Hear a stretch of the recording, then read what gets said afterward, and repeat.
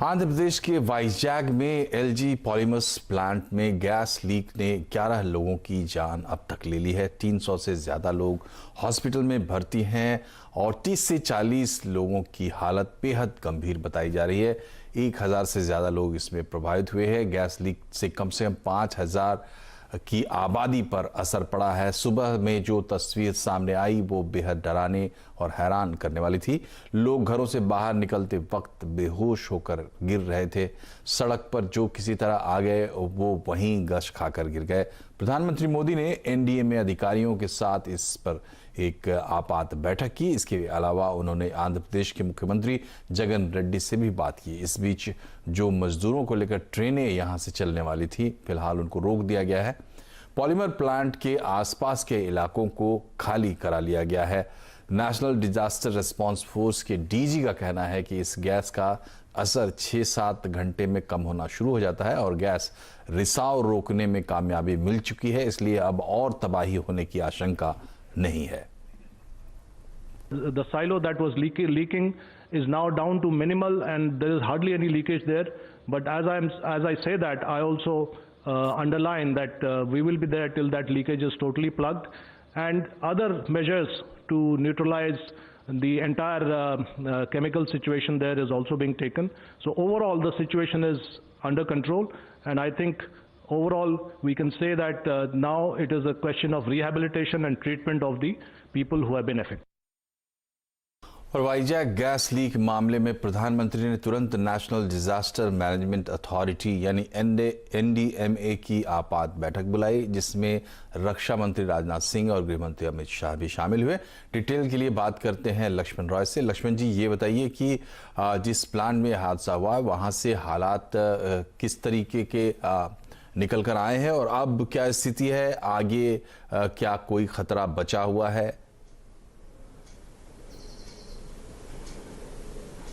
देखिए, दरअसल यहाँ पे जब प्लांट में गैस लीक हुआ उसके बाद जिस तरीके से अफरा तफरी मची और लोगों के मौत का सिलसिला शुरू हुआ, उसके बाद लगा कि हालात कहीं काबू से बाहर ना हो जाए। इसकी वजह से स्थानीय प्रशासन तो हरकत में आई, साथ में प्रधानमंत्री ने भी आपात बैठक बुलाई एनडीएमए की, और उस बैठक में गृह मंत्री, रक्षा मंत्री भी शामिल हुए, गृह मंत्रालय के अधिकारी भी शामिल हुए और बैठक में आखिर ये समीक्षा की है कि गैस लीक कैसे हुआ और अब गैस लीक हो गया है तो उसको कैसे रोका जाए। रोकने के बाद 2 कदम होंगे। गैस लीक कैसे रोका जाए, रोकने के बाद जो प्रभावित लोग हों उनको कैसे फिर से वापस पटरी पर लाया जाए। तो तुरंत वहां पे प्रधानमंत्री ने आंध्र प्रदेश के मुख्यमंत्री से बातचीत की, उनको भरोसा दिलाया कि जो भी आपको मदद चाहिए केंद्र सरकार से या फिर दूसरे राज्यों से मदद दिलाई जाएगी। और बैठक के साथ साथ तुरंत में गुजरात सरकार की तरफ से 500 केजी एक खास केमिकल सप्लाई करने की प्रक्रिया शुरू की गई, ताकि वहां पर जो केमिकल लीक हुआ है उसके असर को कम किया जा सके। अस्पतालों में जो लोग पहुंचे हैं उनके लिए भी पुख्ता इंतजाम हो, इस बात का भी वहां पर व्यवस्था किया गया। और प्रधानमंत्री पल पल इस पूरे मामले पर नजर रखे हुए हैं और अब लगता है अब सरकार की कोशिश होगी कि आखिर कैसे जो है इस जो घायल लोग हैं या फिर गैस से जो प्रभावित लोग हैं उनको जल्द से जल्द कैसे उबारा जा सके। तो मुझे लगता है केंद्र सरकार के स्तर पर, अंतरराज्यीय स्तर पर, यानी एक राज्य दूसरे राज्य के स्तर पर, राज्य के भीतर भी इस पर काफी मुस्तैदी से काम तुरंत शुरू हो गया और शायद यही वजह है कि अब लगता है कि हालात काबू में आ गया है। बहुत बहुत शुक्रिया लक्ष्मण जी। हालात काबू में आ गया, ये अच्छी बात है, लेकिन जिस प्लांट में ये हादसा हुआ वहां क्या कुछ हो रहा था, चल रहा था, इसका जायजा लिया हमारे सहयोगी ने। आइए आपको दिखाते हैं। अभी हम एलजी पॉलीमर इंडिया का प्राइवेट लिमिटेड के साथ है। ये तो वो ऑफिस है। सुबह में 3:30 बजे को यहाँ से गैस भी लीक हो रहा है। उसी कारण से ये नज़दीक एक छोटा सा गांव है, उसका नाम आर वेंकटापुरम। और आर वेंकटापुरम में कम से कम 200 आदमी उसी गैस भी लीकेज करने के लिए अफेक्टेड हो रहे हैं। उसी अफेक्ट करने के लिए और सभी उसका अनकॉन्शियस स्टेज में जा सकते हैं। यहाँ भी लोकल आदमी आप उसका गाँव, उसका गाड़ी का साथ भी किंग जॉर्ज हॉस्पिटल को भेजेगा। अभी समय पर मैं विशाखापट्टनम डिस्ट्रिक्ट कलेक्टर विनय चंद और city police commissioner R K. Meena, वो दोनों भी यहाँ भी रेस्क्यू ऑपरेशन कर रहे हैं। वो साढ़े इसको कैसे भी उसी समय पर हॉस्पिटल जल्दी जाने के लिए एम्बुलेंस और अभी रेवेन्यू डिपार्टमेंट, पुलिस डिपार्टमेंट सभी लोगों के यहाँ भी आ रहे हैं। वो रेस्क्यू ऑपरेशन कर दिए। After 5 hours rescue operation now situation is under control. सभी लोग भी केजीएच में रहता है और अभी वेंकटापुरम गांव में कोई आदमी नहीं है, सभी आदमी वो KGH के साथ हॉस्पिटल में रखेगा। अभी chief minister of Andhra Pradesh Jaganmohan Reddy वो आ रहे हैं KGH के साथ में, KGH का वो विक्टिम के साथ चलता है, वो विक्टिम के साथ भी भरोसा देना है, कोई परवाह नहीं, आपका गवर्नमेंट भी देने के लिए सारे विश्वास करने हैं, विश्वास में देना है। अभी हमारा साथ भी कोई मिनिस्टर भी आ रहे हैं ना, और अभी गवर्नमेंट ऑफिशियल्स भी यहाँ गाँव वाला को, वेंकटापुरम गाँव वाला को भरोसा देना है, कोई फिक्र मत नहीं करो, उसको सारे गवर्नमेंट में कैसे सिक्योरिटी देना है और कैसे भी आपको रेस्क्यू ऑपरेशन कर दिए, कोई परवाह नहीं बता देना। अभी हमारा साथ भी मिनिस्टर भी आ रहे हैं ना, और मिनिस्टर भी अभी RR वेंकटापुरम को साथ चलता है, RR वेंकटापुरम को साथ, वो RR वेंकटापुरम नज़दीक को 3 और 4 गाँवों के साथ चलता है, उसको भी वो रेस्क्यू ऑपरेशन में पूरा ख़त्म हो गया, अभी सिचुएशन इज अंडर कंट्रोल। तो ये थी ग्राउंड रिपोर्ट LG पॉलीमर के प्लांट के पास से, उस गांव से जो इस प्लांट की चपेट, इस गैस रिसाव की चपेट में सबसे पहले आया। ये आज दिन की रिपोर्ट है। और भारत में कोरोना पॉजिटिव की संख्या अब 53,000 के पार पहुंच गई है। इसमें 1783 लोगों की अब तक मौत हो चुकी है। सबसे ज़्यादा चिंताएं महाराष्ट्र और खासकर मुंबई को लेकर है। मुंबई में केंद्रीय टीम आ रही है, वहीं गुजरात, दिल्ली और पश्चिम बंगाल को लेकर भी टेंशन बना हुआ है। ऐसे में कोरोना के खिलाफ लड़ाई में और सरकार क्या क्या प्लान कर रही है, ताज़ा अपडेट लेते हैं। संवाददाता दीपाली नंदा और मुंबई से विवेक गुप्ता हमारे पास जुड़ गए। सबसे पहले चलते हैं दीपाली के पास। दीपाली, इस वक्त क्या अपडेट्स हैं आपके पास?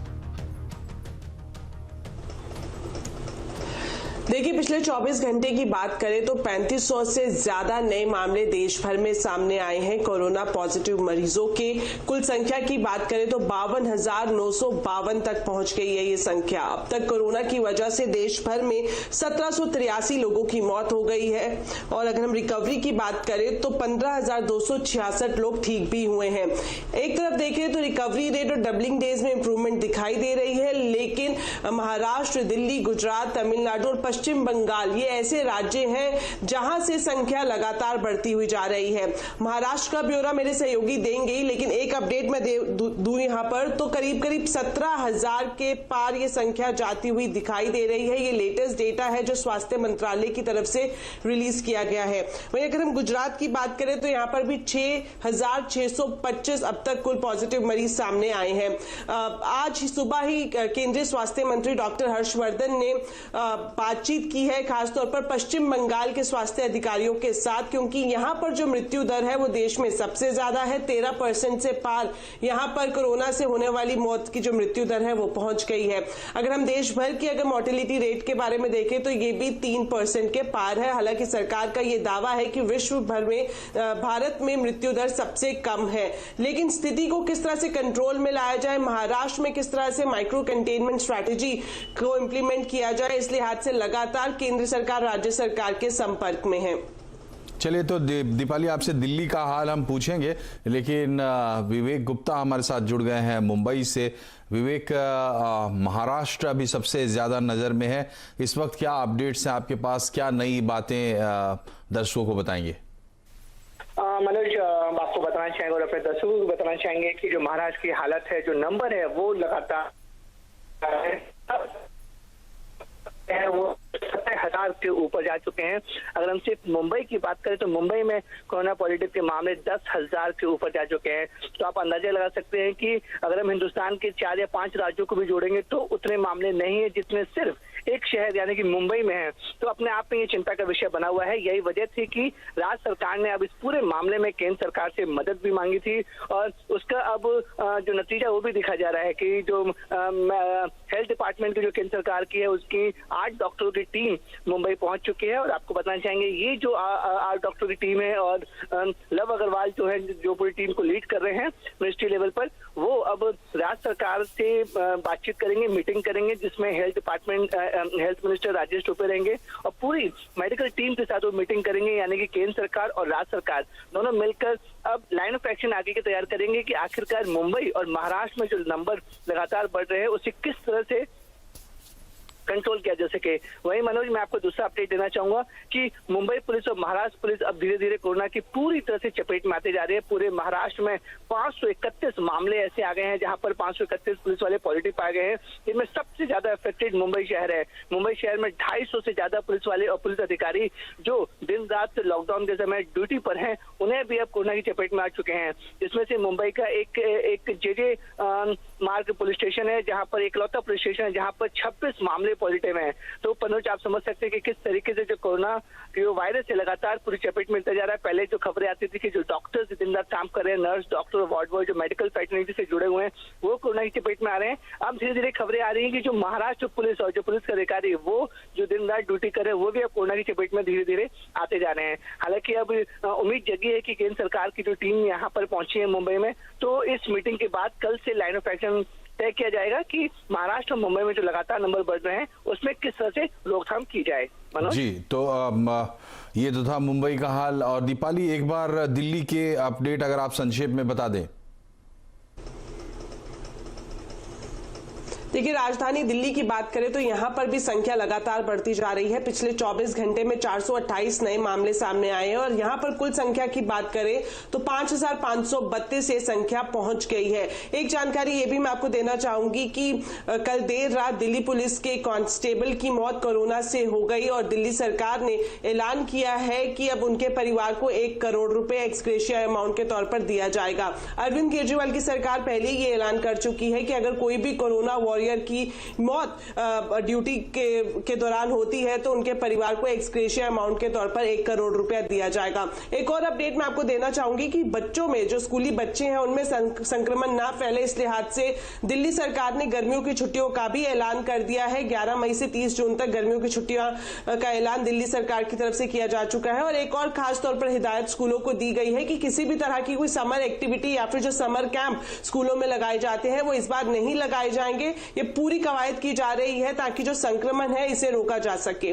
जी, बहुत बहुत शुक्रिया आपका दीपाली, और विवेक आपका भी बहुत बहुत धन्यवाद। दिल्ली और मुंबई पूरे देश का अपडेट कोरोना का, और इसमें जो आर्थिक गतिविधियां एक बार फिर से शुरू की गई हैं लॉकडाउन से संबंधित, तो लॉकडाउन से हाईवे सेक्टर और टोल ऑपरेटर्स को काफ़ी नुकसान हुआ है जिसकी भरपाई केंद्र सरकार करेगी। सीएनबीसी आवाज़ को मिली एक्सक्लूसिव खबर के मुताबिक सड़क परिवहन मंत्रालय ने इस बारे में एक प्रस्ताव तैयार कर लिया है। इसमें वित्त मंत्रालय और रिजर्व बैंक से भी मदद मिलने के आसार हैं। पूरी खबर समझते हैं लक्ष्मण रॉय से। लक्ष्मण जी, ये बताइए कि किस तरीके से राहत देने की तैयारी की जा रही है।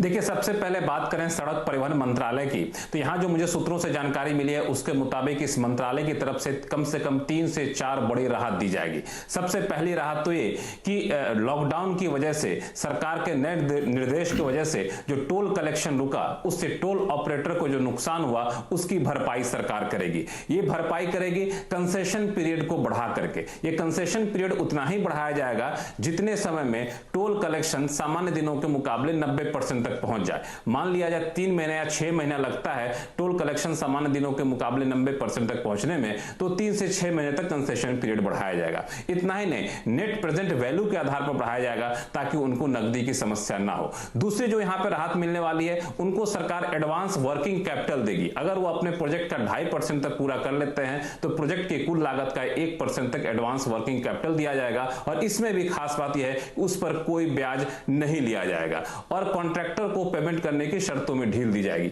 ये तो रहा सड़क परिवहन मंत्रालय की तरफ से, जिसको मिलना लगभग तय है। वित्त मंत्रालय की तरफ से संभावना यह है कि टोल ऑपरेटर को ऑपरेशन और मेंटेनेंस पर जो खर्च हो रहा है, उस पर जो नुकसान हुआ है उसकी भरपाई की जाए। इसको लेकर वित्त मंत्रालय, सड़क परिवहन मंत्रालय के साथ बातचीत चल रही है। साथ ही साथ रिजर्व बैंक से अपेक्षा यह की जा रही है, जिस पर चर्चा भी हुई है, प्रस्ताव तैयार करके भेजा जा रहा है सड़क परिवहन मंत्रालय की तरफ से, कि आप जो है सस्ते में कर्ज दीजिए। टोल ऑपरेटर, हाईवे कॉन्ट्रैक्टर के लिए कर्ज का मोरेटोरियम बढ़ा करके 12 महीने कर दीजिए। स्पेशल लिक्विडिटी स्कीम लाइए। तो मुझे लगता है कि बहुत जल्द आप इस सेक्टर को एक राहत होता हुआ, मिलता हुआ देखेंगे। बहुत बहुत शुक्रिया लक्ष्मण जी।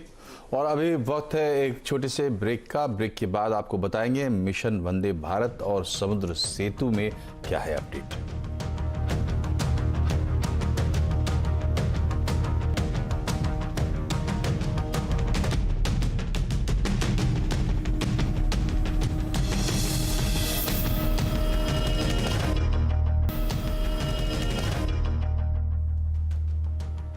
ब्रेक के बाद एक बार फिर से आपका स्वागत है आवाज समाचार में। कोरोना महामारी के चलते विदेश में फंसे भारतीयों को वापस लाने का महा ऑपरेशन आज से शुरू हो गया है। इस मिशन के जरिए हवाई मार्ग के साथ साथ जल मार्ग यानी समुद्र के रास्ते भी लोगों को देश वापस लाया जाएगा। नाम है मिशन वंदे भारत और मिशन समुद्र सेतु। इतना ही नहीं, भारत में फंसे दूसरे देशों के लोगों को भी उनके देश वापस भेजने की शुरुआत हो रही है। इस खबर की डिटेल लेते हैं रोहन सिंह से। रोहन, ये बताइए इस वक्त क्या अपडेट है वंदे भारत और समुद्र सेतु पर? जिस मिशन का जो पहली फ्लाइट है इंडिया एक्सप्रेस की, वो अब से थोड़ी देर पहले अबू धाबी से टेक ऑफ कर चुकी है। 177 भारतीय उसमें शामिल है, जिसमें 4 बच्चे शामिल हैं। और जो दूसरी फ्लाइट है वो भी दुबई से थोड़ी देर में वो टेक ऑफ करेगी और दोनों के लगभग आज रात तक पहुंचने की उम्मीद है इन दोनों ही फ्लाइट्स के।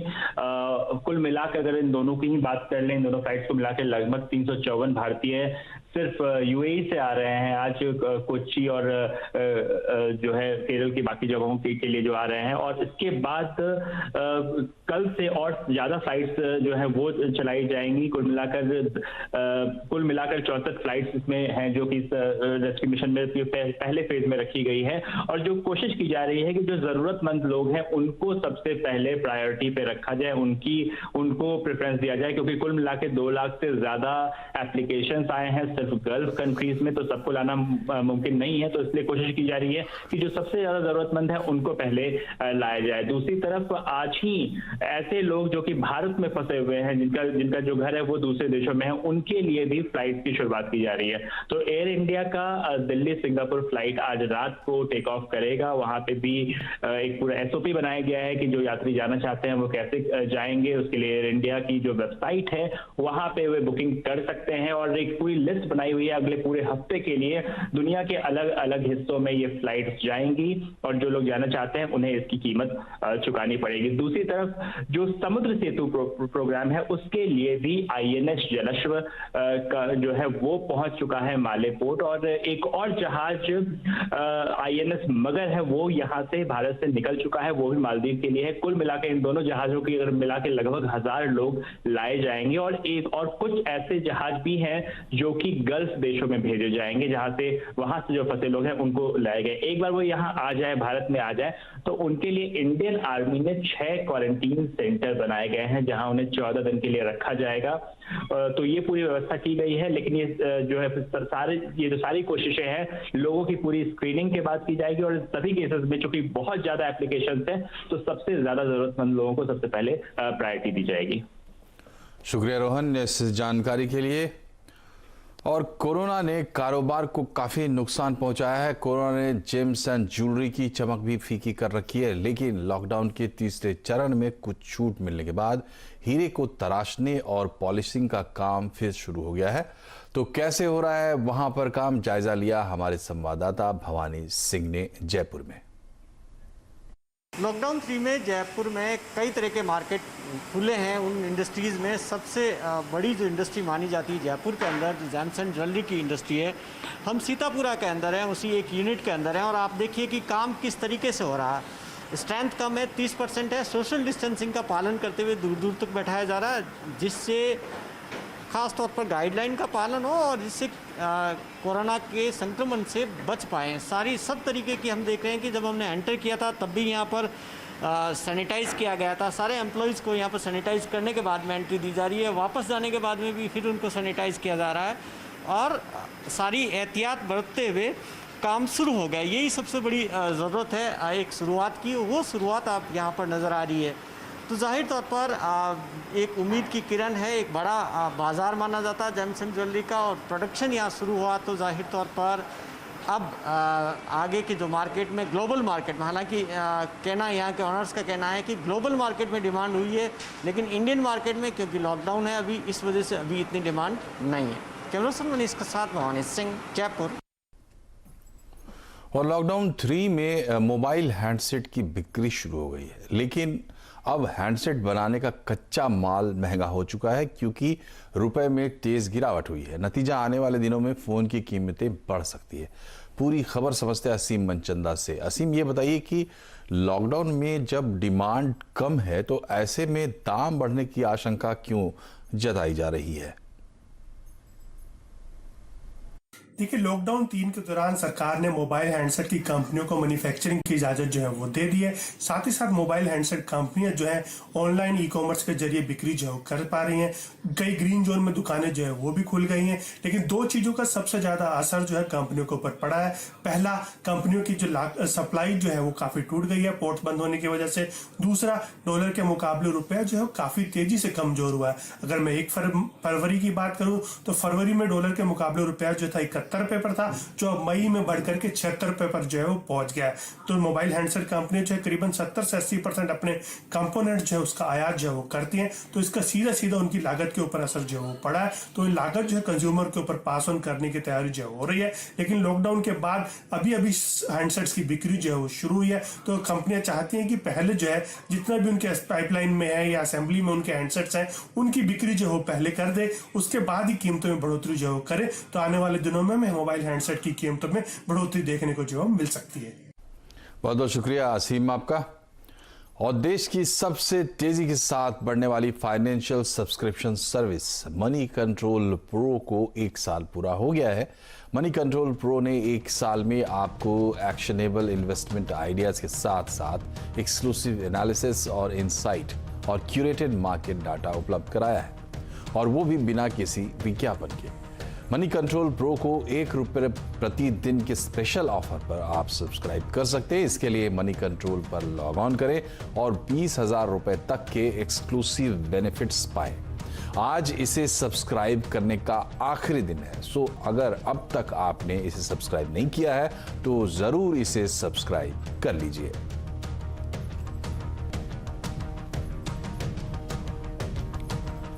और इस बुलेटिन में इतना ही, लेकिन खबरों पर लगातार अपडेट के लिए आप CNBC आवाज से जुड़े रहिए, ट्विटर, फेसबुक और यूट्यूब के जरिए। नमस्कार।